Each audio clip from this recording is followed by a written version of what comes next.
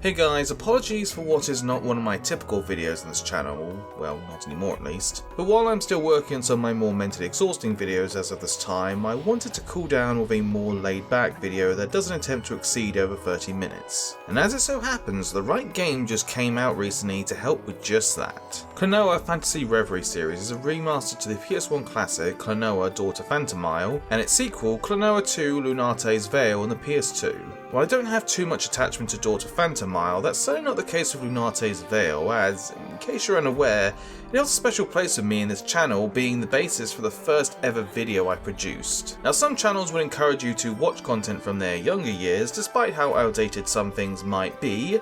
I, on the other hand, am certainly not one of them, with there being plenty of issues to pick apart from my original video with its shaky audio quality, out of sync editing, and an awkward live action performance of me basically doing a poor man's Kid Icarus impression. This is why nostalgia usually comes from other people's works and not your own, folks. Speaking of nostalgia, it should be known that while I had fond memories of Klonoa 2 back when it originally came out in 2002, I mostly just picked it out because I felt that it was a safe title to start things off with, as I wanted to wait a while to hone my skills a bit better before tackling some of the more impactful games of my youth. It was only until I started working on the video that I really grew to appreciate it, which kinda led me to feeling a little shitty over the years, as I felt like I had lost the opportunity to really sing the praises of this game. Now, as I said, this remaster also includes the original game, but in actuality the game here that's being remastered is the Wii remake to it that came out in 2008, simply titled Klonoa. On top of the visual improvements, the series protagonist Klonoa was given his more updated design from the second game, along with the option for region-based voice acting instead of the made-up language used throughout most of the series. I kinda skimmed through both versions in my original video, but after a closer look, they actually did a very commendable job, I think.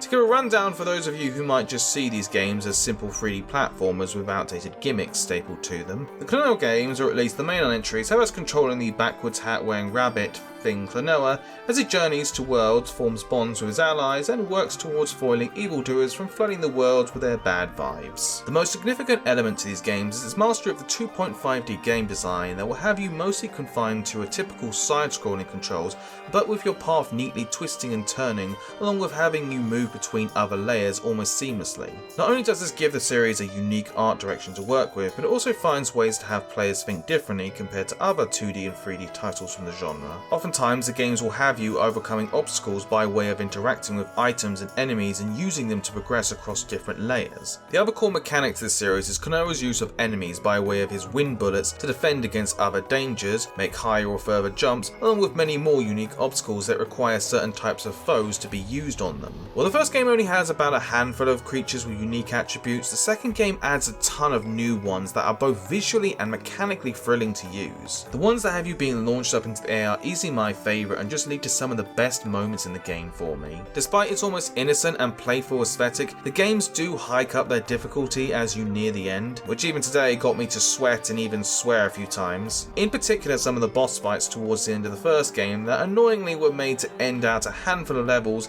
making failure just that extra salty. The lack of an animation to tell you when you're about to fall off an edge or the limited lives you have to exhaust can contribute to this. I would not hold it against you if you did feel more confident playing on easy mode with 2 additional heart containers, a longer reach of your wind bullets, and more importantly, unlimited lives to use up. Like the gradual difficulty hike, both games' stories can really tap into some strong emotions as they progress, thanks to their widely colourful and compelling cast of characters. The 2 games that came out before the big video games are art boom, there are some really mature moments in this series, I find. I can only imagine what players 20-something years ago were feeling as the original game began to wrap up, because I know at the age I would have been back then, it would have hit me pretty damn hard. The second game comes with its fair share of really character-driven moments, with Lolo making for a great lead with her need to overcome her lack of confidence and her over-reliance of Klonoa to help push them forward. The duo of Lina and Tat are also just really good at stealing this show whenever they show up, especially Tat, whose mischievous personality really puts a smile on my face. When it comes to levels in terms of their overall aesthetic, I find the first game to be pretty standard in the first half, with things really picking up in the second, especially with the penultimate level right before the final boss. The second game, in my humble opinion, is where we really get some wild and creative ideas with each of the kingdoms and the emotions they represent, with the level Maze of Memories being a big standout for its MC Escher inspired backgrounds that really fit in with a kingdom based around indecision. Despite it being the area I find myself being the weakest at, I'm going to attempt to list a few of the technical and visual differences to come with these updated versions. Both game engines are utilising the Unity engine this time around, which, while I'm not an expert on the various game engines on the market, I know it has its ups and downs. One of which being that a lot of the coding has to be redone for each device, which of course can lead to a shift in quality depending on which version of the game you're playing on. From what I've heard at least, the only real problem seems to be a bit of frame rate dipping in the Switch version of the game. Now from the looks of things, most of the environments, cutscenes, audio and gameplay have transferred over well enough, and unlike the Crash Bandicoot Insane trilogy, there's little interference of one game bringing the other one down. Having only lightly browsed and not actually having played the Wii remake, I can't say I picked up on any noticeable changes besides them switching Klonoa back to his original yellow eye design. The second game, however, that I have a much better memory of, well, there were some very noticeable differences that I was picking up from the announcement trailer alone. There are just some environments that sadly feel drained of their original colour, or have swapped out their more vibrant textures for more sharper and realistic ones. The lighting also gets distracting at times, with heavy exposure and the lack of a thick outline almost makes it seem like our white furred hero is about to merge with the background. Now after a while, I was able to ignore some of this, but I still had a habit of picking up on other noticeable downgrades. From the raging ocean in the Sea of Tears now looking more like an easy to program pre-installed water texture, the lack of the pullback in the camera so as to create the vertigo-like feeling when jumping off the waterfalls in Jungle Slider, or the much tamer and less apocalyptic skybox used in Vulcan Inferno.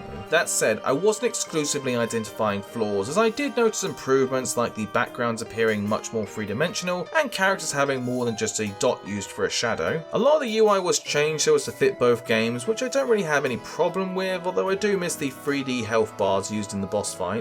Apparently the devs felt that players today need everything explained to them, even when the game goes out of its way to demonstrate mechanics to them, so unless you switch them off in the options, get used to constant pop-ups early on. What you sadly can't get rid of, however, is the skip and fast forward icons during every one of the cutscenes, which I certainly don't think was a bad inclusion, given some dialogue exchanges can go on for a bit too long. It still sucks that they have to hang around to distract you during some of the game's best moments. Oddly enough, rather than porting over the much more cleaner audio from the Wii remake to Phantom Isle, they instead decided to go with the much more compressed voice work from the PS1 original. I really don't know why. I mean, I guess some characters like your sidekick Hoopo and your flying dolphin friend sound a lot more adorable in the original, but in return we get stuck with the rough audio files to our lead villain. The music from both games has curiously remained unaltered. Normally I would count this as a downside, but considering some of the recent backlash I've noticed from the last few remasters over devs botching a track or two, there's a chance that devs are starting to see this as a waste of resources,